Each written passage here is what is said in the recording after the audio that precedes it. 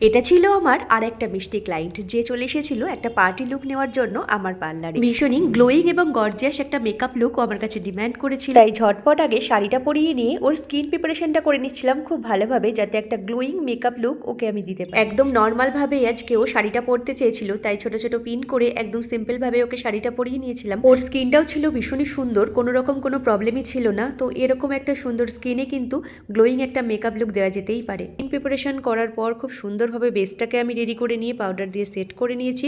হেয়ারটা এখনও করিনি, হেয়ারটা ক্রিম্পিং করে রাখা ছিল। তো মেকআপ লুকটা কমপ্লিট করেই আজকে ওর হেয়ারটা করব। ও আজকে জাস্ট একটা বান করতে চেয়েছে, কোনো রকম কোনো ফুল ও আজকে আনেনি ডেকোরেশনের জন্য। ফুল ছাড়া বানটা একেবারে অসম্পূর্ণ লাগে, তো কিছু করার ছিল না আমার আজকে এখানে। আর ওর হেয়ারে যে প্রবলেমটা ছিল, কয়েকদিন আগেই হেয়ারটা কাটিং করে, আর সামনের হেয়ারটা বড্ড বেশি ছোট করে কাটা হয়ে যায়। তো সামনের সেই শর্ট হেয়ারটা আমি একটু কার্ল করে ক্লিপের সাহায্যে আটকে দেওয়ার চেষ্টা করেছি।